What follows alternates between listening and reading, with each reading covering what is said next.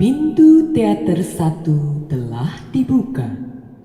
Para penonton yang telah memiliki karcis dipersilahkan memasuki ruangan teater. Mohon perhatian Anda. Pintu teater 1 telah dibuka. Para penonton yang telah memiliki karcis dipersilahkan untuk memasuki ruangan teater.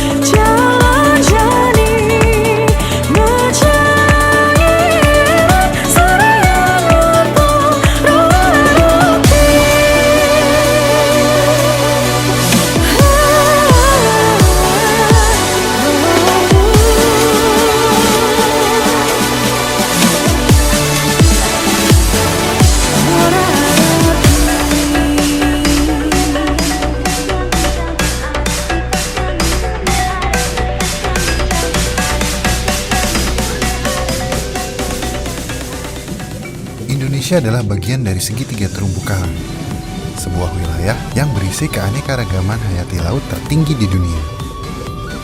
Terumbu karang ibarat hutan hujan di laut, dan seperti hutan hujan yang ada di daratan, secara perlahan mereka mengalami kehancuran. Padahal banyak makhluk yang mengambil manfaat dari terumbu karang, termasuk manusia. Di Indonesia sendiri lebih banyak orang yang bermukim di area dekat terumbu karang dibanding negara lain. Dan inilah kenapa kita harus peduli terhadap terumbu karang.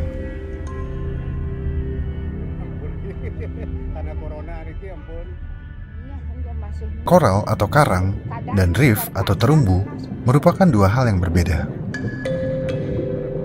Kebanyakan orang yang mendengar kata karang mungkin akan terbayang ini. Tapi karang bukan hanya bebatuan berwarna-warni di lautan. Koral atau karang adalah invertebrata yang mampu mensekresi kalsium karbonat. Hewan ini termasuk ke dalam filum Solenterata atau Cnidaria. Dan kebanyakan bebatuan warna-warni itu sebenarnya adalah kerangka dari polip yang wujudnya seperti ini.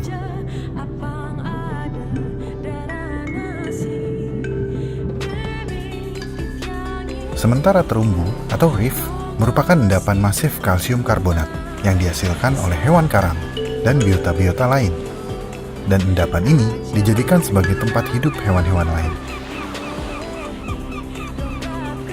Polip secara terus-menerus mengeluarkan kalsium karbonat untuk membangun kerangka pelindung ini. Inilah sebabnya mengapa banyak orang mengatakan terumbu karang itu hidup. Ada jutaan spesies yang hidup di dalam dan di sekitar terumbu karang. Mereka sudah hidup di sana selama jutaan tahun. Sampai mereka telah berevolusi untuk hidup hanya di terumbu karang. Mereka tidak bisa hidup di tempat lain. Sama halnya seperti serangga, mamalia, dan burung darat yang memiliki habitat alami masing-masing. Karang juga mengontrol jumlah karbon dioksida di lautan.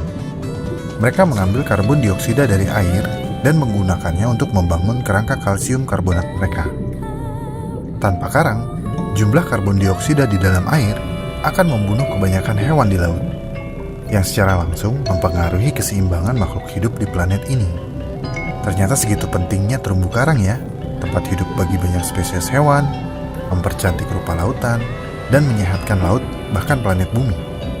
Terumbu karang mengubah cara laut mempengaruhi pantai, karena mereka telah terbentuk selama jutaan tahun. Dari spesies karang yang hidup di air dangkal yang hangat, hingga spesies karang yang hidup di air dalam yang lebih dingin.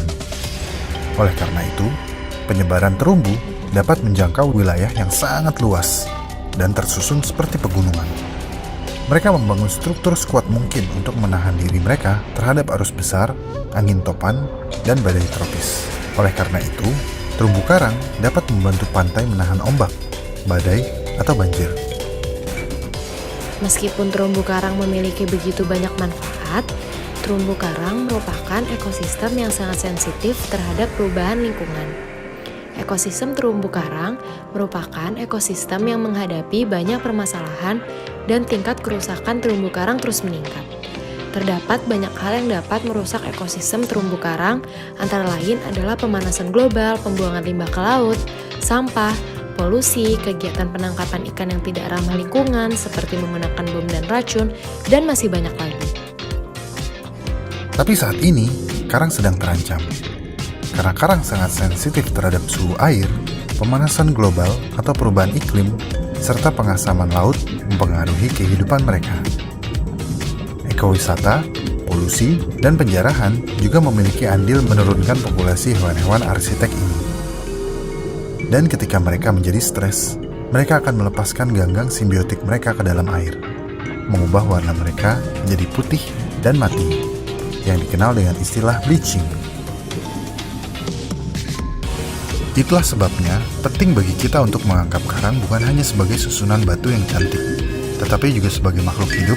Sebuah studi yang dilakukan selama 42 tahun terhadap terumbu karang telah menemukan fakta bahwa kita hanya memiliki sekitar 1/6 dari terumbu karang yang tersisa di planet kita. Dengan Karibia yang telah kehilangan sebanyak 50% dari terumbu karang mereka sejak tahun 1970. Apabila terumbu karang rusak, maka berbagai jenis biota laut akan kehilangan tempat tinggal dan tempat cari makan, sehingga mereka tidak dapat mencari makan dan berkembang biak. Hal ini akan mengakibatkan terus berkurangnya populasi biota laut tersebut. Apabila hal itu terus berlanjut, berbagai jenis biota laut dapat mengalami kepunahan dan kita tidak dapat memanfaatkan sumber daya perikanan kembali. Sesuai Undang-Undang Dasar 1945, Pasal 33 dan Undang-Undang Nomor 31 Tahun 2004 tentang Perikanan dijelaskan bahwa para pelaku kerusakan di laut akan diancam hukuman selama 6 tahun penjara dan denda minimal sebesar 2 miliar rupiah. Maka dari itu, kita perlu menjaga terumbu karang agar tetap dalam kondisi yang baik, sehingga kita dapat terus menerima banyak manfaat yang disediakan oleh terumbu karang. Dengan sedikit usaha, kita dapat membantu hewan-hewan kecil ini melanjutkan hidup sampai 400 juta tahun lagi. Dan dengan mengerti betapa pentingnya terumbu karang, kita akan lebih peduli terhadap hutan hujan di laut ini. Terima kasih dan sampai jumpa di episode selanjutnya.